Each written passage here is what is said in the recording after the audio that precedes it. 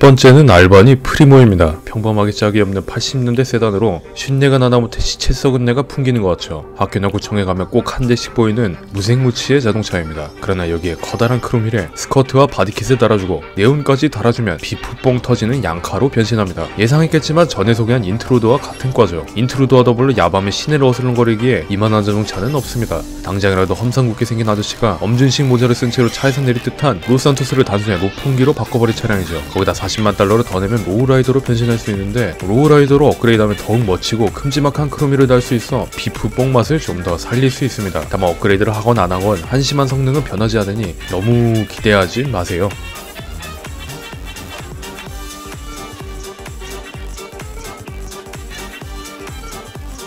두 번째는 오셀런 F620입니다. 마세라티 꽈트로 포르테도 보이고 그란투리스모도 보이고 제기어의 엑스케이도 보이는데 그냥 대충 좋아 보이는 놈들을 한데 모아놨습니다. 대개 이러면 결과물이 처참하기 마련인데 예외로 F620은 그나마 괜찮게 생겼죠. 안타깝지만 개조 항목은 없습니다. 간단한 범퍼나 그릴 디자인도 바꿀 수 없고 기껏해야 휠 바꾸고 서스펜션을 낮추는 게 전부죠. 그러나 이 차의 진가는 성능에 있는데 생긴 건 딱히 시민차 중 가장 좋은 성능을 가졌습니다. 쭉쭉 치고 나가는 가속력과 유연한 코너각 덕분에 주행할 때 답답하지 않은 자동차죠. 아시다시피 거의 모든 시민차가 주행할 때 뭔가 좀 답답한 감이 있는데 F620만큼은 그런 느낌이 전혀 들지 않는 10만 달러가 넘는다 해도 이상하지 않을 성능입니다. 개조가 안되긴 하지만 그래도 이만하면 나쁘지 않은 디자인이니 유럽산 쿠페를 좋아한다면 펠론 GT와 더불어 납치 대상에 오르기 충분하겠네요.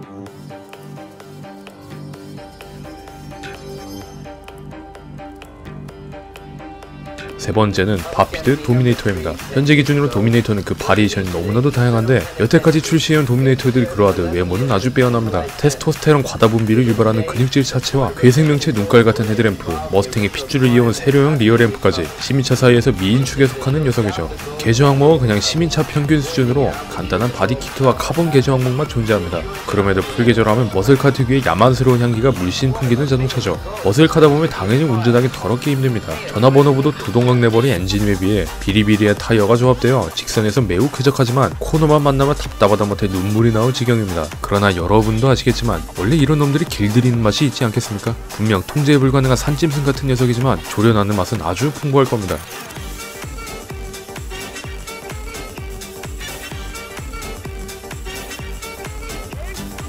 네 번째는 마이바츠 페넘브라입니다. 로스산토스에서 아주 흔하게 돌아다니는 일본산 쿠페입니다. 일본산 쿠페가 의뢰 그렇듯이 여러분 입맛대로 마음껏 뜯어 고칠 수 있는데요. 튜닝 항목이 시민차들 중 원탑에 속합니다. 도저히 믿기지 않을 정도로 다양한 개조 항목이 존재하죠. 풀개조라면 양카뽕 넘치는 정통 JDM으로 변신하는데 둥그스름하게 생긴 헤드라이트와 노출형 인터쿨러, 거기다 폭성의 비트를 눌러놓은 듯한 차체, 그리고 그 어떤 자동차보다 토실토실한 궁둥이까지 아주 아름다운 생기새가 됩니다. 이게 그 머저리 같은 시민차가 맞나 싶을 정도로 환골탈태를 해버리죠. 다만 성능상으로 기대를 하시면 안됩니다. 초반 휠스핀이 거의 머슬카급인데다 가속력도 영 형편없고 브레이크는 말을 안듣는 수준이죠.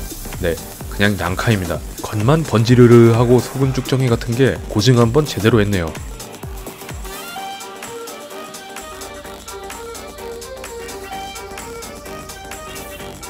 다섯 번째는 베네팩터 샤프터입니다. 아주 멀끔하고 섹시하게 생긴 독일산 세단의 표본이죠. 솔직히 베네팩터 마크를 떼버리고 벤츠 마크를 달아도 전혀 위화감이 없습니다. 야무지게 생긴 눈깔과 수평 크롬 그릴, 그리고 발 뻗고 그대로 취침해도 될 듯한 기다란 차체와 슈와처를 똑 닮은 후면 디자인까지 어디서 봐도 단박에 벤츠 차량임을 알 수 있죠. 성능도 벤츠를 모티프로 했는지 시민차치곤 달릴만 나는 놈입니다. 약간 휠스핀이 있긴 하지만 이후에는 괜찮은 가속력에 핸들도 아주 잘 돌아가고 무게가 무거워서 그런지 잘 미끄러지지 않죠. 다만 서스펜션이 좀 딱딱한데 요철을 만나면 뒷자리 사장님의 심기가 불편할 겁니다. 자칫 잘못하면 잡수시던 커피가 코로 들어갈 수도 있으니까요. 여담으로 여기에 V12 엔진을 때려박은 샤프터 V12라는 버전도 존재합니다. 성능은 당연히 우월하긴 합니다만 문제는 외관상으로 전혀 구분이 안 갑니다. 남들에게 자랑하게 좋아하는 사람에게는 조금 부적절하겠네요.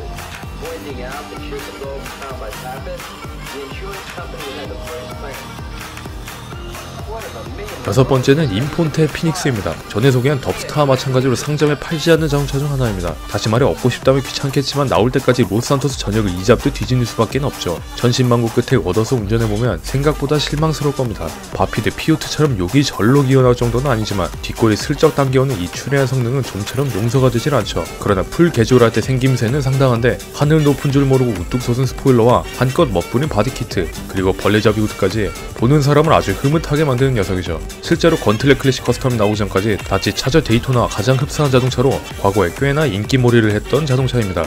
유럽산 쿠페와 아메리칸 머슬카 사이의 사생활 같은 외형과 다양한 개정목 덕분에 예나 지금이나 납치 대상 1순위의 시민차죠. 다만 성능은 거의 3초에 한 번씩 그립을 잃어버리는 수준이니 그냥 겸허히 받아들이셔야 할 겁니다.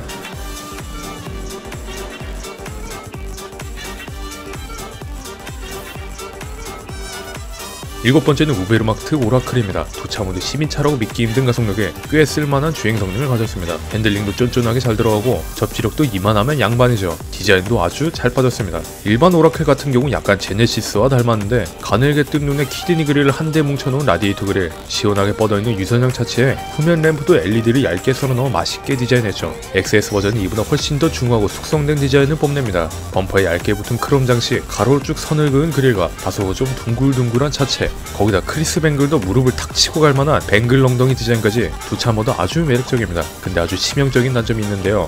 개조 항목이 없습니다. 그냥 있는 그대로 받아들이고 사는 수밖에 없죠. 개인적으로 오라클에 쓰는 개조 항목 좀만 있다면 비프 뽕맛이 엄청날 것 같은데 이대로 평생 살아야 한다니 정말 아쉽습니다.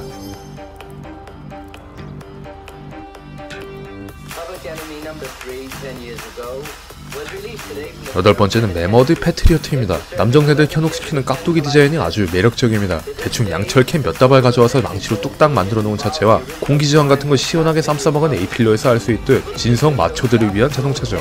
나름 개조 항목도 다양한데 군용 카모플라주로 아낌없이 발라줄 수 있고 지붕에 LED를 얹어놓는 등 꾸미는 맛은 상당합니다. 이렇게 무식하게 생겼으니 당연히 코끼리처럼 무거울 거라 생각하셨을 겁니다. 그러나 실제로 몰아오면 차가 엄청나게 가볍다는 것을 느낄 수 있을 건데요. 덕분에 산을 오를 때 막히는 감 없이 발랄하게 쭉쭉 치고 나가며 공도에서 가속할 때도 휠스핀 하나 없이 부드럽게 출발합니다. 카니스, 프리크롤러와 많이 비슷한 자동차죠. 도저히 시민차라고 믿기 힘든 성능이지만 어째서인지 별로 인기는 없는 녀석입니다. 스폰율이 낮은 점도 한몫하겠네요. 샌드킹이 언덕 탈 때마다 엉덩이를 찔거리며 붕쪄하는 게 영 볼썽사납다면 패트리어트가 훌륭한 차선책이 될 겁니다.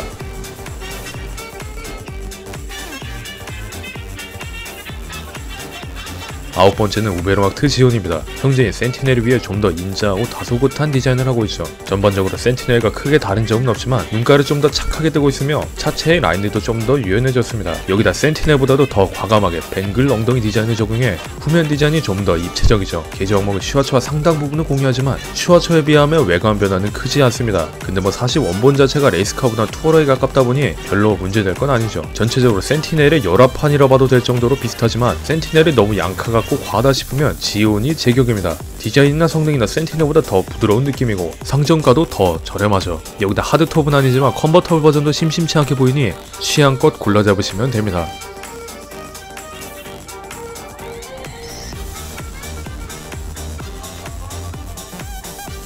열 번째는 인폰텔 루이너입니다. 예전에 소개한 PVP 최강자인 루이너 2000의 순한 맛 버전이죠. 당연한 소리지만 시민차니 사악한 미사일이나 점프 기능 따위는 없습니다. 사실 있는 게 이상한 거겠죠. 우선 머슬카답지 않은 유선형 디자인과 뻥 뚫려있는 창문들이 인상적입니다. 미니건 갈리면 찍소리도 못하고 저승가버릴 디자인이죠. 한 소주 3병을 마신 상태에서 보면 요스케의 RX-7으로 보일 정도로 디자인에서 어딘가 모르게 일본차 같은 향내가 나는데 이에 걸맞게 개조 항목도 아주 다양해서 일제 양카가 부럽지 않을 정도죠. 알 사람은 알겠지만 이 차의 개조 항목 중 앞거는 샤코탄 머플러입니다. 산타 할아버지가 굴뚝으로 착각할 정도로 우람하고 우뚝 솟은 머플러를 장착 가능해 불을 마구 뿜어댈 수 있습니다. 물론 이렇게 불을 잘 뿜어대니 성능도 괜찮을 것 같지만 그냥 앞서 소개한 피닉스가 피차에 반 다를 거 없는 녀석으로 답없는 휠스핀과 발차력을 가진 녀석입니다. 그럼에도 GTA에서 몇 안 되는 샤코탄 머플러에 생김새도 이만하면 준수하니 납치 대상에 오르기엔 충분하지 않을까 싶습니다.